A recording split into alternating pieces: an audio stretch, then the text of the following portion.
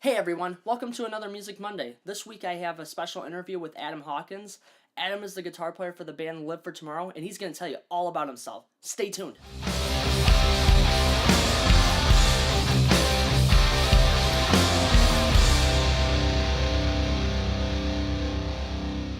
We're here at Live for Tomorrow's rehearsal space, and I'm here with Adam Hawkins. How are you doing today, Adam? Not too bad. Thanks for having me. Yep. We're just going to ask him a few questions and just ask him about his life. So, Adam, you haven't been in Live for Tomorrow forever, right? Nope, I've been in there for about 2 years now, Yep. so not too long. Okay, how did you join? Did they ask you? Did you ask them? We've known each other for a long time. We've played in bands over the years, like in different genres, and their guitar player quit, and they're like, "Hey, I need somebody," and I'm like, "Hey, perfect! I have all my equipment ready to go. Let's start practicing." We started practicing. We recorded the first EP, Growing Pains. That was a big hit for us. It really hit well with like our fans. And then we recorded the second album, and now we're here. Okay, how did you guys build your fan base up? What was the best way of doing that? Facebook helped us a lot, sponsoring and whatnot, getting it out there.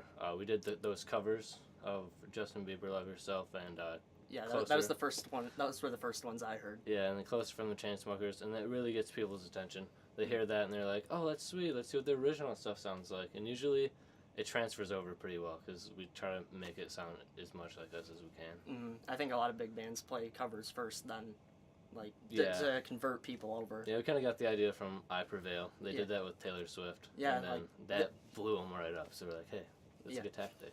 So, did you start playing guitar when you first started as a teenager, or? My dad was a bass player, so a metal bass player back in the '90s, in his entire life before that. But so that really transferred over to me. My dad bought me my first bass when I was, I think, around 9. I'm not 100% sure on that answer, but I was young, so I started playing bass, and then I started listening to heavier music, and that got me into playing guitar. And then I started playing guitar when I was probably 14. Are you self-taught lessons? Self-taught. Well, my dad helped me a lot with bass. He taught me the roots of how to really get the ear for things. Mm-hmm. And then after that, it's just all self-taught. I've never had a guitar lesson.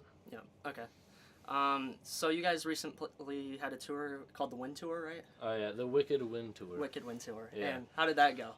It was awesome. It was amazing, stressful, and exhausting at the same time. Sleeping in vans. Our friends in As We Divide let us sleep in their band practice area one night. That was sweet. The turnouts could have been better, but it was our first tour getting out there, so it was just a learning experience. Locked our keys in the van. It was fun. Do you have a favorite memory from that tour? Let's see. My favorite memory was not being 21 to go into the Chicago show. So they let me load my gear into the venue. I got kicked out of the venue until 15 minutes before I played the set. They let me in to play the set, and then I had to leave again. Yeah. So that was awesome. We showed up to the venue 5 hours early, not expecting how long it was going to take. And then we didn't take into consideration the time difference between Michigan and Chicago. Oh, yeah. So we got there an hour earlier than we even expected. And then I got to sit in the van for another 6 hours. So I sat in the van for way too long. Do you have a favorite show, not just from that tour, but any show you've ever played? Is there a favorite show? Favorite show? I would have to say probably with We Came as Romans and I Prevail, I guess, because it was the two biggest bands we've played with. Mm-hmm. And our fans kind of coincide with the genre, so it was cool to play for people that enjoyed the music. Mm-hmm. You guys have a very similar style, so. Yeah. Do you have any what bands influence you? Name 3 bands that are your biggest influences. All right. For you, not just the band. Yeah, for me, started with Pantera. Yeah. Getting the thrash roots. Terror, which is a hardcore band from LA, and then probably the Casey Strain, which is where my heavier side comes from. Okay. Yeah, people can check that stuff out if they want. Is there what are your future plans with Live for Tomorrow? What are you guys doing next? Future plans, we're working on a new album. We're not sure when it's going to come out, but that's what our plans are of right now, just writing new music, keep playing shows, more tours. Mm-hmm. Planning on doing some more tours in February, I believe. So do you guys write your stuff all in this room, or? No, our guitar player's got a home studio. Well, I guess like some riffs come from this room because you could practice and you're like, oh hey, this sounds cool, and then you like kind of like work on it. But usually it's just in the studio at his house, get a riff. Is there someone? Is there someone who makes most of the riffs, or? It's a group effort.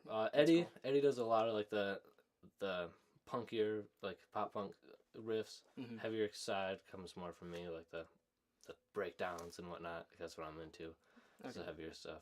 So, and I have one last question. For Live for Tomorrow, what song should anyone hear? Like, what's the one song, if they had to hear Live for Tomorrow, what song would you say?